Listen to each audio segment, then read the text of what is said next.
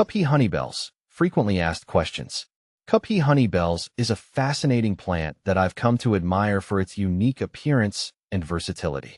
Over time, I've gathered quite a bit of knowledge about this plant, and I'd love to share some insights and answer some of the most common questions I've encountered. What is Cuphea honeybells? Cuphea honeybells, known scientifically as Cuphea micropetala, is a stunning flowering plant that's native to Mexico. This plant stands out for its tubular flowers, which transition from bright yellow to a rich, vibrant orange as they mature. These blossoms resemble tiny honeybells, hence the name, and they attract hummingbirds and butterflies like magnets. I've found that Cuphea honeybells are perfect for adding a splash of color to the garden, especially during the late summer and fall months when other plants might be fading. They're also relatively easy to grow, which is always a plus in my book.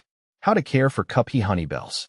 Caring for Cuphea honeybells isn't too complicated, but there are a few key things to keep in mind to ensure they thrive. Sunlight. Cuphea honeybells love the sun. I've noticed that they perform best in full sunlight, although they can tolerate partial shade. If you're planting them in a spot with some shade, just make sure they still get a good amount of direct sunlight each day. Watering. When it comes to watering, these plants prefer well-drained soil. I've made the mistake of overwatering them before, and they don't appreciate it. The soil should be kept moist, but not soggy. During the hotter months, I water them more frequently to keep them hydrated. Soil. Cuphea honeybells aren't too picky about soil, but they do best in soil that's rich and well-drained. I usually add some compost to the planting site to give them a nutrient boost. If you have clay soil like I do, it's a good idea to mix in some sand or perlite to improve drainage. Fertilizing. A balanced fertilizer works wonders for Cuphea honeybells.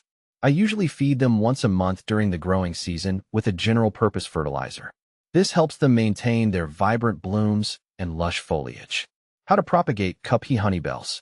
Propagating Cuphea honeybells is quite simple, and I've had success with both seeds and cuttings. From seeds. Starting from seeds is straightforward. I plant the seeds in a well-draining potting mix and keep them moist until they germinate. It usually takes a couple of weeks for them to sprout. Once the seedlings are large enough to handle, I transplant them into the garden or a larger pot. From cuttings. I've found that stem cuttings are another effective way to propagate Cuphea honeybells. I take a cutting from a healthy, mature plant in the spring or early summer, remove the lower leaves, and dip the cut in rooting hormone. Then, I plant the cutting in a pot with a moist, well-draining mix and keep it in a warm, bright spot until roots develop. What to plant with Cuphea honeybells. Choosing companion plants for Cuphea honeybells can enhance the overall appeal of your garden. I like to pair them with other sun-loving perennials like salvia, coreopsis, or echinacea. These combinations create a vibrant and dynamic display of colors and textures. I also find that ornamental grasses complement Cuphea honeybells beautifully. Their feathery plumes provide a nice contrast to the bold, tubular flowers. Plus, they share similar sunlight and watering requirements, making them easy to care for together. How to use Cuphea honeybells in the garden. Cuphea honeybells is incredibly versatile, and I've used them in various ways in my garden. Borders and edging. One of my favorite ways to use Cuphea honeybells is along garden borders and edges. Their upright growth habit and bright flowers make them an excellent choice for defining garden spaces. Containers. I also enjoy growing Cuphea honeybells in containers. They're a great way to add color to patios, balconies, or any spot where you want a burst of color. Just make sure the container has good drainage, and don't forget to water regularly. Pollinator gardens.